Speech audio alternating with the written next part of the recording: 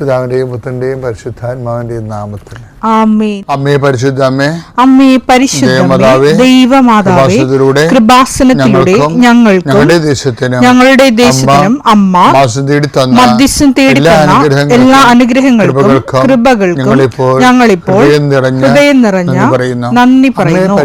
അമ്മേ പരിശുദ്ധമ്മേ, ദൈവമാതാവേ, 2004 ഡിസംബർ 7 ഉച്ചകഴിഞ്ഞ് 2:30 കൃപാസനത്തിൽ സംഭവിച്ച അമ്മയുടെ പ്രത്യക്ഷപ്പെടലിനെ കുറിച്ച് തിരുസഭയ്ക്ക് സമർപ്പിച്ചിരിക്കുന്ന പഠനരേഖകളുടെ മേൽ സഭാത്മകമായ പഠനം ആരംഭിക്കുവാൻ ഞങ്ങൾ പ്രാർത്ഥിക്കുന്നു.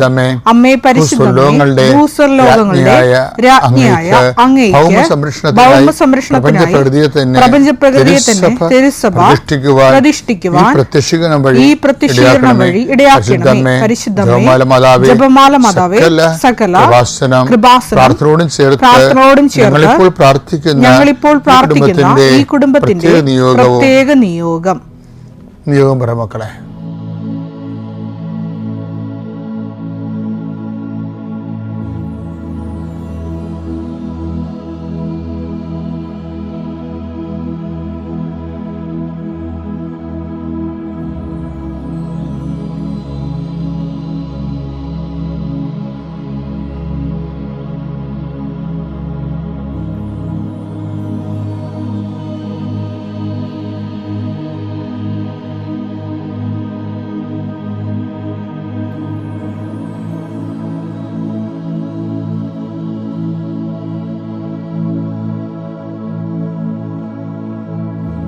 അമ്മയുടെ പ്രത്യക്ഷീകരണത്തിന്റെ ഈ അനുഗ്രഹവേളയിൽ ഞങ്ങൾക്ക് സാധിച്ചു തരുവാൻ കനിയണമേ. ആമേൻ. കർത്താവേ, നിന്റെ ഉന്നതമായ നാമത്തിന് സ്തോത്രം ചെയ്യുന്നു. കർത്താവേ, നിന്റെ വിശുദ്ധ പൗരോഹിത്യത്തെ മഹത്വപ്പെടുത്തണമേ. കർത്താവേ, സഭയിലുള്ള സാന്നിധ്യം പ്രകടമാക്കണമേ. 40 വർഷം ഞാൻ അർപ്പിച്ച കൃപാന്റെ യുഗതിയാൽ കൃപാസ്ഥാനത്താറെ ജീവനോടെ പ്രത്യക്ഷപ്പെട്ട മാതാവിന്റെ മാധ്യസ്ഥ രോഗികൾ, പീഡിതരെ, മാനസിക സംഘടന അനുഭവിക്കുന്നവര്, ഡിപ്രഷൻ അനുഭവിക്കുന്നവര്, മരുന്ന് കഴിച്ചിട്ട് ഉറക്കം മൂടുകയും ശരീരം തൂക്കം വെക്കുകയും ചെയ്യുന്നതല്ലാതെ പ്രത്യേകിച്ച് പ്രയോജനമൊന്നും ഇല്ലാതെ ഡിപ്രഷൻ കൊണ്ട് വേദനിച്ച് ജീവിക്കുന്ന ആൾക്കാർ, കർത്താവേ, നീ അവരെ തൊടണമെന്ന് പ്രാർത്ഥിക്കുന്നു. ഓട്ടിസം കുഞ്ഞുങ്ങളെ, ഹൈപ്പർ ആക്ടിവിറ്റി കുഞ്ഞുങ്ങൾ, അവിടെ മാതാപിതാക്കന്മാരെ മനസ്സ് കെട്ടുപോയവരെ, തകർച്ച സങ്കടം കൊണ്ട് അവർക്ക് ജീവിക്കാൻ പറ്റാത്തവർ, ജീവിക്കാൻ വേണ്ടി ജീവിതത്തോടും അത്ഭുതം നടത്തുന്നവർ, മരുന്ന് കഴിച്ചിട്ടും രോഗം സുഖമാക്കാതെയും രോഗം പൊറുക്കാതെയും ഇരിക്കുന്നവർ, എൻ്റെ കർത്താവിന് ഉന്നതമായ നാമത്തിൽ, സഭയുടെ അധികാരത്തിൽ, കുരിശിൻ്റെ അടയാളത്തിൽ, ദൈവശക്തിയാൽ എനിക്ക് ദൈവസന്ധിപ്പും സൗഖ്യം ലഭിക്കട്ടെ. പിതാവും പുത്രനും പരിശുദ്ധാത്മാവായ സർവ്വേശ്വരാ എന്നേക്കും. ആമേൻ. വിശ്വാസ പ്രമാണം. സർവശക്തനായ പിതാവും ആകാശത്തിന്റെയും ഭൂമിയുടെയും സൃഷ്ടാവുമായ ദൈവത്തിൽ ഞാൻ വിശ്വസിക്കുന്നു. അവിടുത്തെ ഏകപുത്രനും ഞങ്ങളുടെ കർത്താവുമായ ഈശോമിശിഹായിലും ഞാൻ വിശ്വസിക്കുന്നു. ഈ പുത്രൻ പരിശുദ്ധാത്മാവിനാൽ ഗർഭസ്ഥനായി കന്യകാമറിയത്തിൽ നിന്ന് പിറന്ന് പൊന്തിയോസ് പീലാത്തോസിന്റെ കാലത്ത് പീഡകൾ സഹിച്ച് കുരിശിൽ തറയ്ക്കപ്പെട്ട് മരിച്ച് അടക്കപ്പെട്ട് പാതാളങ്ങളിൽ ഇറങ്ങി മരിച്ചവരുടെ ഇടയിൽ നിന്ന് 3-ാം നാൾ ഉയർത്ത് സ്വർഗത്തിലേക്ക് എഴുന്നള്ളി സർവശക്തിയുള്ള പിതാവായ ദൈവത്തിന്റെ വലതുഭാഗത്തിരിക്കുന്നു. അവിടെ നിന്ന് ജീവിക്കുന്നവരെയും മരിച്ചവരെയും വിധിക്കുവാൻ വരുമെന്നും ഞാൻ വിശ്വസിക്കുന്നു. പരിശുദ്ധാത്മാവിലും ഞാൻ വിശ്വസിക്കുന്നു. വിശുദ്ധ കത്തോലിക്കാ സഭയിലും പുണ്യവാന്മാരുടെ ഐക്യത്തിലും പാപങ്ങളുടെ മോചനത്തിലും ശരീരത്തിന്റെ ഉയർപ്പിലും നിത്യമായ ജീവിതത്തിലും ഞാൻ വിശ്വസിക്കുന്നു. ആമേൻ. സ്വർഗ്ഗസ്ഥനായ ഞങ്ങളുടെ പിതാവേ, അങ്ങയുടെ നാമം പൂജിതമാകണമേ. അങ്ങയുടെ രാജ്യം വരണമേ. അങ്ങയുടെ തിരുമനസ് സ്വർഗത്തിലെ പോലെ ഭൂമിയിലും ആകണമേ. അന്നു വേണ്ടുന്ന ആഹാരം ഇന്ന് ഞങ്ങൾക്ക് തരണമേ. ഞങ്ങളോട് തെറ്റ് ചെയ്യുന്നവരോട് ഞങ്ങൾ ക്ഷമിക്കുന്നത് പോലെ ഞങ്ങളുടെ തെറ്റുകൾ ഞങ്ങളോടും ക്ഷമിക്കണമേ. ഞങ്ങളെ പ്രലോഭനത്തിൽ ഉൾപ്പെടുത്തരുതേ, തിന്മയിൽ ഞങ്ങൾ രക്ഷിക്കണമേ. ആമേൻ. നന്മ നിറഞ്ഞ മറിയമേ, സ്വസ്തി. കർത്താവ് അങ്ങയുടെ കൂടെ സ്ത്രീകളിൽ അങ്ങ് അനുഗ്രഹിക്കപ്പെട്ടവളാകുന്നു. അങ്ങയുടെ ഉദരത്തിൻ ഫലമായി ഈശോ അനുഗ്രഹിക്കപ്പെട്ടവനാകുന്നു. പരിശുദ്ധ മറിയമേ, തമ്പുരാന്റെ അമ്മേ, പാപികളായ ഞങ്ങൾക്ക് വേണ്ടി ഇപ്പോഴും ഞങ്ങളുടെ മരണസമയത്തും തമ്പുരാനോട് അപേക്ഷിക്കണമേ. ആമേൻ. എൻ്റെ പ്രിയപ്പെട്ടവരെ, പിന്നെ ബൈബിളിൽ ഞാനിങ്ങനെ ഇടയ്ക്കിടയ്ക്ക് ഓർക്കണ ഒരു കഥാപാത്രമുണ്ട്. ഈ അപ്പോസ്തലന്മാരുണ്ടല്ലേ, അപ്പോസ്തലന്മാരുടെ വായിൽ കർത്താവിലേക്കുള്ള വഴിയുണ്ട്. ഞാൻ പറഞ്ഞ അപ്പോസ്തലന്മാരുടെ വായിൽ കർത്താവിലേക്കുള്ള വഴി. അതുകൊണ്ട് നമ്മുടെ അപ്പോസ്തലന്മാരെ ഫോളോ ചെയ്യുമ്പോൾ ഉണ്ടാകുന്ന ഫിലിപ്പോസിന് എനിക്ക് ഇഷ്ടമുള്ള ഒരാളാണ്. ഞാൻ എപ്പോഴും ഓർക്കും ഈ അപ്പോസ്തലന്മാരുടെ കാര്യങ്ങളൊക്കെ ഒത്തിരി നടന്നിട്ടുണ്ടാവുകയും പക്ഷേ ഇത് നിർഭാഗ്യവശാൽ റെക്കോർഡായിട്ടില്ല. ഫിലിപ്പോസിൻ്റെ കാര്യം കുറേ ഡയലോഗ് റെക്കോർഡായി. അതായത് ഫിലിപ്പോസിനോട് കർത്താവ് ഇങ്ങനെ കുറേ സൈദ്ധാന്തികളൊക്കെ സംസാരിക്കുവേ. ഇത് ഫിലിപ്പോസിനോട് കർത്താവ് എല്ലാവരും കൂടി പറയണതാണ്. യോഹന്നാൻ സുവിശേഷം 14:7. നിങ്ങൾ എന്നെ അറിഞ്ഞിരുന്നുവെങ്കിൽ എന്റെ പിതാവിനെയും അറിയുമായിരുന്നു. ഇപ്പോൾ മുതൽ നിങ്ങൾ അവനെ അറിയുന്നു. നിങ്ങൾ അവനെ കാണുകയും ചെയ്തിരിക്കുന്നു. ഫിലിപ്പോസ് പറഞ്ഞു. ഫിലിപ്പോസൊക്കെ ഇത് കേട്ടോണ്ടിരിക്കണില്ല. അപ്പോൾ ഫിലിപ്പോസ് മനസ്സിലായി, നിങ്ങൾ എന്നെ അറിഞ്ഞിരുന്നെങ്കിൽ എൻ്റെ പിതാവിനെ അറിയുമായിരുന്നു പറയണില്ലേ. അപ്പോഴേ ഈശോ 2 കൊല്ലമായി ശുശ്രൂഷ തുടങ്ങിയിട്ട്. ഈ 2 കൊല്ലത്തെ ശുശ്രൂഷ കഴിയുമ്പോൾ ഈ അണ്ണന്മാർക്ക് ഈശോനും അറിയാൻ പാടില്ല, പിതാവിനും അറിയാൻ പാടില്ല. ആ രീതി എത്തി. അതാണ് ഈശോ പറയണത്, നിങ്ങൾ എന്നെ അറിഞ്ഞിരുന്നെങ്കിൽ എൻ്റെ പിതാവിനെയും അറിയുമായിരുന്നു. ബൈബിൾ വളരെ രസമായിട്ട് എഴുതിയിരിക്കുന്നതേ ഉള്ളൂ. സംഭവം കോമഡിയാണ്. കാര്യം ഈ അണ്ണന്മാർക്ക് 2 പേരും അറിയാൻ പാടില്ല. അപ്പോൾ ഫിലിപ്പോസ് പക്ഷേ സംഗതി നമുക്കൊരു താങ്ങാണല്ല ഇതെന്ന് മനസ്സിലാക്കിയപ്പോൾ ഫിലിപ്പോസ് പറഞ്ഞു, കർത്താവേ ഞങ്ങൾക്ക് വേറെ ഒന്നും പറയാനില്ല, പിതാവെ ഞങ്ങൾക്ക് കാണിച്ചു തരണം, ഞങ്ങൾക്ക് അത് മാത്രം മതി എന്ന് പറയും. അങ്ങനെയുടെ നിഷ്കളങ്കത കൊണ്ട് അത് പറയണതാണ്. പക്ഷെ അദ്ദേഹത്തിൻ്റെ ആ ഒരു പിതാവിനെ കാണിച്ചു തരിക എന്ന് പറയുമ്പോൾ, അതായത് ഇത് സ്റ്റീഫനാണല്ലേ പിതാവിനെ കണ്ടത്, ഓർക്കണ്ടല്ല. ഫിലിപ്പോസ് എന്താ ഈശോ പറഞ്ഞത്, ഞങ്ങൾക്ക് പിതാവിനെ കാണിച്ചു തരണം, ഞങ്ങൾക്കത് മാത്രം മതി. ആരാണ് ആദ്യം പിതാവ്? ഇവരുടെ കൂട്ടത്തിൽ, മനുഷ്യന്മാരുടെ കൂട്ടത്തിൽ പിതാവിനെ ആദ്യം കണ്ടത് ആരാണ്? സ്റ്റീഫനാണ് അല്ലേ, എസ്തഫാനോസ്. അപ്പോസ്തല പ്രവർത്തനങ്ങൾ 7:55. എന്നാൽ അവൻ പരിശുദ്ധാത്മാവിനാൽ നിറഞ്ഞ് സ്വർഗത്തിലേക്ക് നോക്കി ദൈവത്തിന്റെ മഹത്വം ദർശിച്ചു. ദൈവത്തിന്റെ വലതുഭാഗത്ത് യേശു നിൽക്കുന്നതും കണ്ടു. പിതാവിന്റെ വലതുഭാഗത്ത് യേശു നിൽക്കുന്നത് കണ്ടു. അപ്പോൾ ആദ്യം കണ്ടത് സ്റ്റീഫനാണ് ശരിക്കും പറഞ്ഞാൽ. അപ്പോൾ എന്താ വിഷയം എന്ന് പറയുന്നത്, ഇതൊരു നിത്യതയിലേക്ക് സ്വർഗത്തിൻ്റെ കവാടം തുറന്നിരിക്കണ കാണുകയാണ്. അപ്പം ഫിലിപ്പോസ് പറഞ്ഞെന്താ, ഞങ്ങൾക്ക് സ്വർഗം കാണിച്ചു തന്നാൽ മതി എന്ന് പറഞ്ഞ് നിർത്താമായിരുന്നു.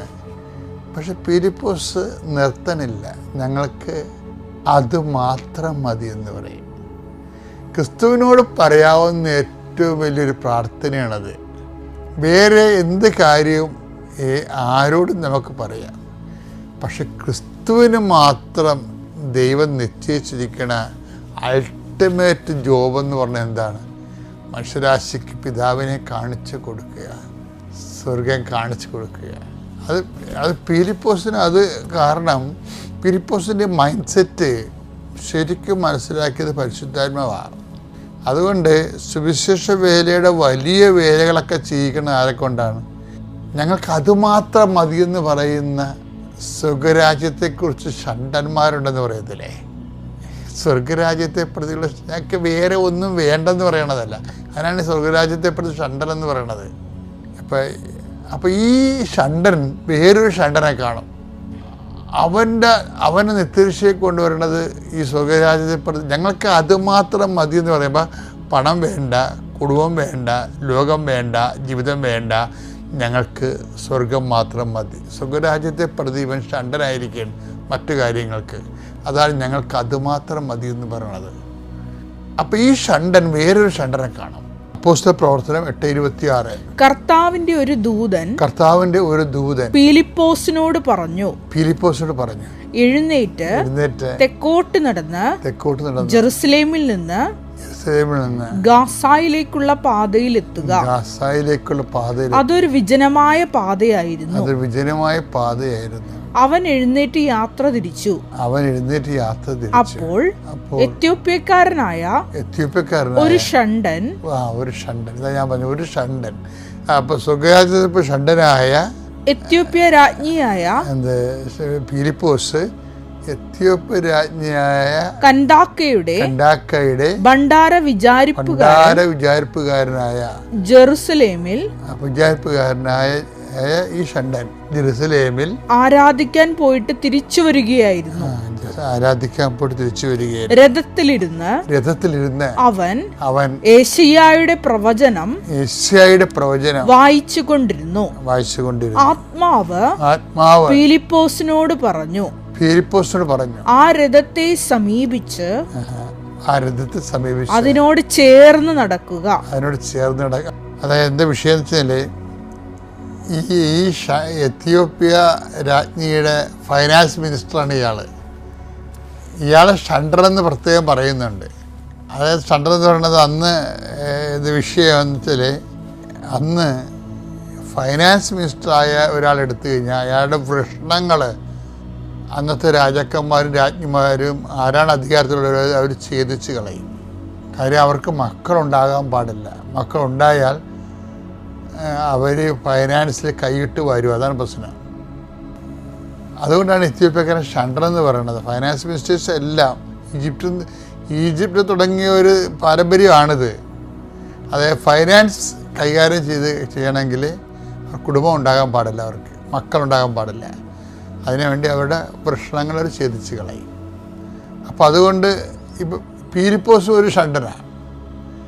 എന്താണെന്ന് വെച്ച് കഴിഞ്ഞാൽ ഫിലിപ്പോസാ പറയണത്, ഞങ്ങൾക്ക് പിതാവിനെ കാണിച്ച് തന്നാൽ മതി, ഞങ്ങൾക്ക് അത് മാത്രം മതി എന്ന് പറയും, വേറെ ഒന്നും വേണ്ടെന്ന് പറയും. അപ്പം സ്വർഗരാജ്യത്തെ പ്രതിയാണ് അയാൾ യേശുവിനെ അനുഗമിക്കണമെന്ന് വ്യക്തം. അതുകൊണ്ട് ഈശോ ഇതെല്ലാം കൊണ്ട് മനസ്സിൽ വെച്ചുകൊണ്ടാണ് ഈശോ പറയണത്, മനുഷ്യർ 3-4 തരമുണ്ട്.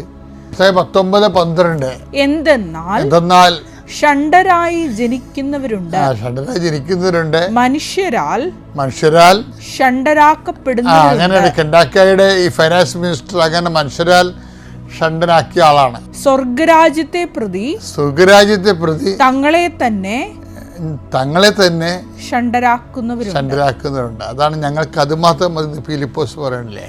അപ്പം അങ്ങനെയുള്ളവരെയാണ് ഈ ഫിലിപ്പോസിന് എന്തുകൊണ്ടാണ് ഈ വലിയ ഫൈനാൻസ് മിനിസ്റ്ററിനെ പോലുള്ള ആൾക്കാരെ വിശ്വാസത്തിലേക്ക് കൊണ്ടുവരാൻ ഫിലിപ്പോസിനാണ് ദൈവം ഉപയോഗിക്കുന്നത്.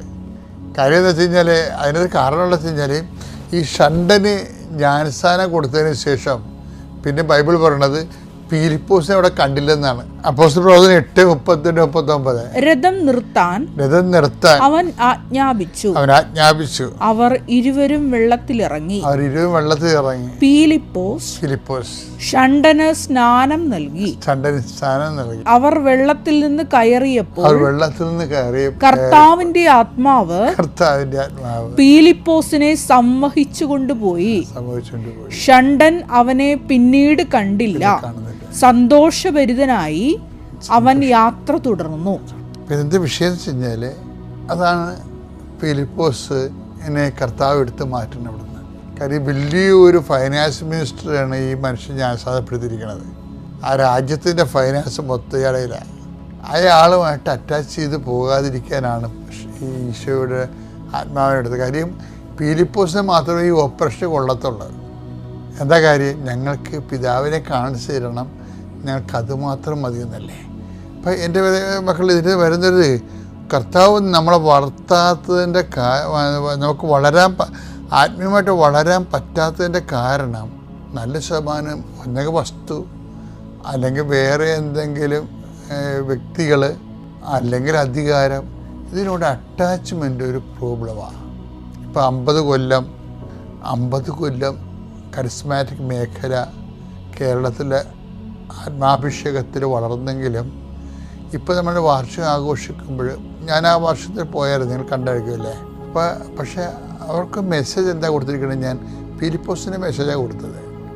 ശുശ്രൂഷ വളരാനും എന്ത് ചെയ്യണം? അറ്റാച്ച്മെൻറ്റുകൾ കുറക്കണം. അറ്റാച്ച്മെൻറ്റ് ഇപ്പോൾ ഈ ഒരു ചേമ്പലപ്പുറത്ത് വെള്ളം കിടക്കുന്ന പോലെ വെള്ളം കിടക്കുകയും ഇപ്പം നമുക്ക് പണമില്ലാതെ വല്ല നടക്കുക. ചിലൊക്കെ സ്വാധീനം കൊണ്ട് നടക്കും. പക്ഷേ നമ്മൾ ആഗ്രഹിക്കുന്ന പോലെ ആഗ്രഹിക്കുന്ന സമയത്ത് നമ്മൾ നടക്കുന്ന പണം വേണം. പക്ഷെ പണത്തോട് നമുക്ക് പണം ഉണ്ടായിരിക്കുകയും അതേസമയം തന്നെ അതിന് നമ്മളുമായിട്ട് അറ്റാച്ച് ചെയ്ത് ചേമ്പല വെള്ളം സൂക്ഷിക്കും, പക്ഷെ ചേമ്പല ചീഞ്ഞു പോകത്തില്ല. കാര്യം എൻ്റെ മെക്കാനിസം എവിടെയാണ് ഉള്ളത്? വെള്ളത്തിലല്ല ഉള്ളത്, ചേമ്പലയ്ക്കാണ് ഉള്ളത്. അപ്പോൾ ഈ ഒരു വിഷയം നമ്മളെപ്പോഴും നമ്മൾ ശ്രദ്ധിക്കുക. ഇത് വലിയ ശുശ്രൂഷകൾക്ക് നമുക്ക് എന്തുകൊണ്ടാണ് ചെയ്യാൻ പറ്റാത്തതിൻ്റെ കാരണം വെച്ച് കഴിഞ്ഞാൽ അതിന് ഒരു കാര്യം അറ്റാച്ച്മെൻറ്റ് പ്രധാന ദൈവശുശ്രൂഷ മേഖലയിൽ ഇപ്പോൾ ഉടമ്പടിക്കാർ പ്രത്യേകം ശ്രദ്ധിക്കണം.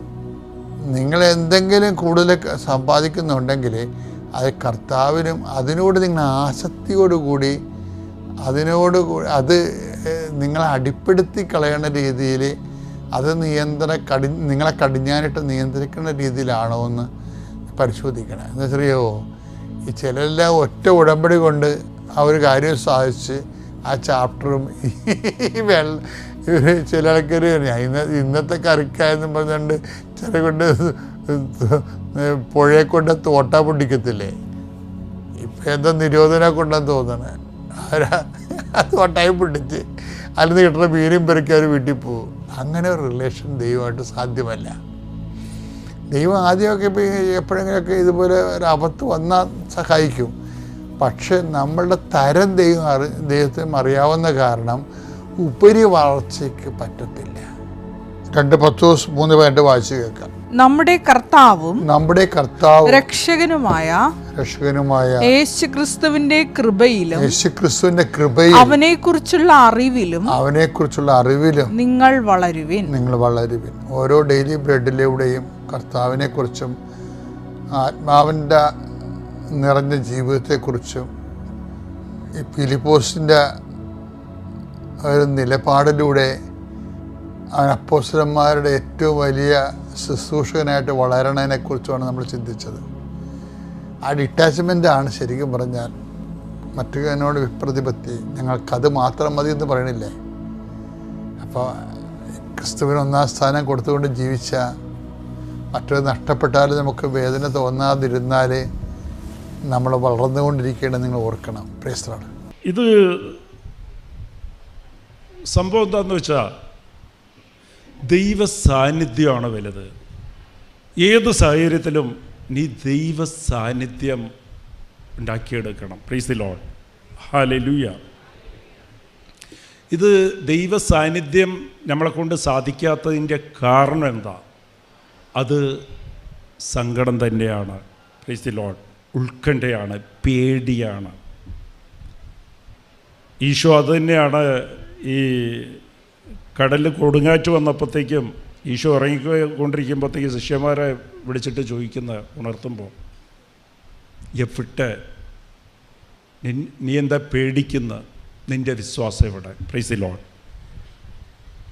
എല്ലാം സാധ്യമായത്, എല്ലാം മതിയായവൻ നിൻ്റെ കൂടെ ഉള്ളപ്പോൾ നീ എന്താ പേടിക്കുന്നത്? Praise the Lord. സാന്നിധ്യത്തിൽ പേടി വന്നു കഴിഞ്ഞാൽ, സങ്കടം വന്നു കഴിഞ്ഞാൽ നമ്മ മനസ്സുകൊണ്ട് അകന്നിരിക്കുക ദൈവത്തിലിരുന്ന്. Praise the Lord, hallelujah. അപ്പോൾ ഇത് ശ്രദ്ധിക്കേണ്ടത് നമുക്കെല്ലാവർക്കും ഞാൻ ഒരു ചെറിയ ടിപ്സ് പറഞ്ഞു തരാം. ദൈവ സാന്നിധ്യത്തിലേക്ക് എങ്ങനെയാണ് തിരിച്ചു വരിക? നമുക്കെല്ലാം ദൈവത്തെ അന്വേഷിക്കണം. നമ്മളുടെ ജീവിതത്തിൽ ഈ സങ്കടങ്ങൾ എന്തുകൊണ്ടാണ്? അതിന് അമ്മ മാതാവ് നമുക്ക് പഠിപ്പിച്ചതാണ്.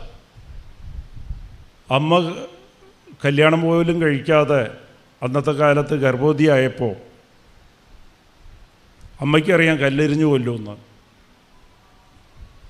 അന്നത്തെ നിയമം അനുസരിച്ച് കല്യാണാകാത്ത സ്ത്രീ ഗർഭവതിയായി കഴിഞ്ഞാൽ കല്ലെരിഞ്ഞു കൊല്ലും കൂട്ടത്തിൽ വെച്ച്. അപമാനവും മരണവും. Price the Lord. അത് സങ്കടമാണ്, പേടിയാണ്. പക്ഷെ അമ്മ ചെയ്തത് എന്താണ്? Price the Lord. ലൂക്ക 1:38 ഇതാ നിൻ്റെ ദാസി. സമർപ്പണമാണത്, പരിപൂർണ സമർപ്പണമാണ്. Praise the Lord. ഹല്ലേലൂയ. ഇത് നമ്മൾ കുറേ കേട്ടിട്ടുണ്ട്, സമർപ്പണം. ഞാനും സമർപ്പിക്കാൻ ആഗ്രഹിക്കുകയാണ്. സമർപ്പണം എന്താണ്? അതൊരു അവബോധമാണ് സമർപ്പണം എന്ന് പറയുന്നത്. Price the Lord. ഹല്ലേലൂയ. എങ്ങനെയാണ് സമർപ്പിക്കുക? വെറുതെ ഇതാ നിൻ്റെ ദാസി എന്ന് പറഞ്ഞ സമർപ്പണം ആവുക? അതൊരു അവബോധമാണ്. അതെങ്ങനെയാണ്? ആദ്യം മനസ്സിലാക്കേണ്ടത് 1 കൊരിന്ത്യർ 15:27 ഇതെല്ലാം, ഈ ലോകത്തെ എല്ലാം ദൈവം നിയന്ത്രിക്കുകയാണ്. ആ ഒരു ബോധ്യം ആദ്യം വേണം സമർപ്പിക്കുന്നവരിക്കും. Price the Lord. എൻ്റെ പ്രശ്നങ്ങൾക്ക് കാരണക്കാരൻ അവനെല്ലാം ദൈവമാണ് നിയന്ത്രിക്കുന്നത്. അതേപോലെ എൻ്റെ കച്ചവടം, ബിസിനസ് ആയിക്കോട്ടെ, എൻ്റെ മക്കളുടെ കല്യാണം ആയിക്കോട്ടെ, എൻ്റെ രോഗമായിക്കോട്ടെ, ഡോക്ടറായിക്കോട്ടെ, ഹോസ്പിറ്റലായിക്കോട്ടെ, പോലീസ് ഡിപ്പാർട്ട്മെൻ്റ് ആയിക്കോട്ടെ, കോടതി ആയിക്കോട്ടെ, നിനക്ക് ജപ്തി നോട്ടീസ് തന്ന ബാങ്ക് ആയിക്കോട്ടെ, ഇതെല്ലാം നിയന്ത്രിക്കുന്നത് എൻ്റെ ദൈവമാണ്. Price the Lord. രണ്ടാമത്തത് 1 കൊരിന്ത്യർ 7:23-24. 1 കൊരിന്ത്യർ 7:23-24. നിന്നെ വില കൊടുത്ത് വാങ്ങിച്ചിരിക്കുകയാണ് ദൈവം. Price the Lord. നിന്നെ വില കൊടുത്താണ് ദൈവം വാങ്ങിച്ചിരിക്കണത്. നീ ദൈവ സാന്നിധ്യത്തിലിരിക്കുക, അതാണ് ദൈവം പറഞ്ഞത്. Price the Lord. അപ്പം നീ വിൽക്കപ്പെട്ടിരിക്കുക. നിൻ്റെ ഉടമസ്ഥ അവകാശം നിനക്ക് ഇല്ല. Price the Lord. നിൻ്റെ ഓണർഷിപ്പ് ദൈവത്തിൻ്റെ കയ്യിലാണ്. ആ ഒരു ബോധ്യം നിനക്ക് വേണം. നീ നിൻ്റെ ഉടമസ്ഥനില്ല. നിൻ്റെ ഉടമസ്ഥ അവകാശം ദൈവത്തിൻ്റെ കയ്യിലാണ്. Price the Lord. എന്ന് വെച്ചാൽ നിൻ്റെ പ്രശ്നം നിൻ്റെ ഇല്ല, ദൈവം ഉടമസ്ഥനാകുന്ന നീ നിൻ്റെ ആണ്. നിനക്കാണ് പ്രശ്നമില്ല, ദൈവത്തിനാണ് പ്രശ്നം. എൻ്റെ വാച്ചിന് ഒരു പ്രശ്നം വന്നു കഴിഞ്ഞാൽ, ഒരു വാച്ച് റിപ്പയറായി കഴിഞ്ഞാൽ അത് വാച്ച് ആരുടെ വാച്ചാണ്? എൻ്റെയാണ്. അപ്പോൾ എൻ്റെ ഒരു പ്രശ്നമാണ്, അതിൻ്റെ ചിലവ് ഞാനാക്കണം. അത് പൊട്ടിക്കഴിഞ്ഞാൽ വാച്ചിനില്ല പ്രശ്നം, അത് ഞാനാണ് ശരിയാക്കേണ്ടത്. നഷ്ടം എനിക്കാണ്. Price the Lord. ഹല്ലേലൂയ. അപ്പം നിനക്കൊരു പ്രശ്നം വന്ന്, നിനക്കൊരു അപമാനം വന്ന്, ഇല്ല നിനക്ക് ഒരു സമാധാനക്കുറവ് വന്ന്, നിനക്കൊരു നഷ്ടം വന്ന്, നിനക്കൊരു കടബാധ്യത വന്ന്, അത് നീ നിൻ്റെ ഓണർഷിപ്പ് നിൻ്റെ കയ്യിൽ വെക്കുന്ന കൊണ്ടാണ് നിനക്ക് സങ്കടം. എൻ്റെ ആയി, എനിക്ക് നഷ്ടം, എൻ്റെ മക്കളുടെ കല്യാണം നടന്നില്ല, എൻ്റെ മകൻ ജോലിയില്ല, അവൻ പാവത്തിന് അടിമയായിരിക്കുകയാണ്. ഇതൊക്കെ കാര്യം എന്താണെന്ന് വെച്ചാൽ ഉടമസ്ഥ അവകാശം നിൻ്റെ കയ്യിൽ വെച്ചിരിക്കുകയാണ്. നീ വില കൊടുത്ത് വാങ്ങപ്പെട്ടതാണ്. Price the Lord. ഒരു പശുവിനെ വില കൊടുത്ത് വാങ്ങിച്ച്, പശു എന്താ ചെയ്യുക? പാല് കറന്നു കഴിഞ്ഞാൽ അതിൻ്റെ കാശായിരിക്കും കിട്ടേണ്ടത്, നമുക്കാണ് കിട്ടേണ്ടത്. Price the Lord. പശു പറയുക, പശു വേറൊരു കൗണ്ടർ തുടങ്ങിയ, എൻ്റെ പാല് എടുത്താൽ എനിക്ക് കാശ് തരും എന്ന് വെച്ചാൽ എവിടെയാണ് ന്യായം? Praise the Lord. അത് അതിൻ്റെ സ്വന്തമില്ല, നമ്മളുടെയാണ്. Praise the Lord. അപ്പോൾ ദൈവത്തിൻ്റെയാണ്. അപ്പം നീ സങ്കടപ്പെടേണ്ട കാര്യമില്ല. നിനക്ക് സങ്കടം എന്നതിൻ്റെ കാരണം എന്താ? ഇത് എൻ്റെയാണ്, ഞാനാണ്, ഞാൻ തനിച്ചാണ്, എൻ്റെ ഉടമസ്ഥ ഞാൻ തന്നെയാണെന്നുള്ള തോന്നലുകൊണ്ടാണ്. Praise the Lord. ദൈവം നിന്നെ വില കൊടുത്ത് വാങ്ങിച്ചെങ്കിൽ ദൈവത്തിന് നിന്നെക്കാളും ഭംഗിയായിട്ട് നിന്നെ നോക്കാൻ അറിയാം. Price the Lord. നീ അതിനെക്കുറിച്ച് വിഷമിക്കരുത്, സമർപ്പിച്ചാൽ മതി. ഞാൻ നിൻ്റെ അല്ലേ, നീ എന്നെ വില കൊടുത്ത് വാങ്ങിച്ചിരിക്കുകയല്ലേ ഈശോയെ. അത് സാധാരണ 100 രൂപ 200 രൂപ 500 രൂപ കൊടുത്തില്ല വാങ്ങിച്ചിരിക്കുന്നത്. നമുക്ക് വില എന്താണ്? വില ദൈവം കൊടുത്തിരിക്കണം. സ്വന്തം ജീവനാണ് കൊടുത്തിരിക്കുന്നത്. ഹല്ലേലൂയ. ആ ഒരു ബോധ്യം നമുക്ക് വേണം. അപ്പോൾ ഇത് എന്താ കാര്യമെന്നറിയാമോ? ഒരു കാര്യം അണ്ടർലൈൻ ചെയ്ത് വെച്ചോ. നിൻ്റെ ജീവിതത്തിൽ സങ്കടം ഉണ്ടെങ്കിൽ നീ ദൈവ സാന്നിധ്യത്തിലിരുന്ന് അകന്ന് നിൽക്കുകയാണ്. ഹല്ലേലൂയ. എന്നിട്ട് ഇതാണ് വിശ്വാസം എന്ന് പറയണത്. ദൈവം പറയണം നിൻ്റെ വിശ്വാസം എവിടെ? എന്താ വിശ്വാസം? വിശ്വാസം എന്താണ്? ദൈവം നിന്നെ വില കൊടുത്ത് വാങ്ങിച്ചിരിക്കുക. ദൈവം മതിയായവനാണ്. എല്ലാം ദൈവത്തിൻ്റെ കൊണ്ട് സാധ്യമാണ്. ഇത് ഈ ലോകത്തിലുള്ളത് സകലതും ദൈവത്തിൻ്റെ നിയന്ത്രണത്തിലാണ്.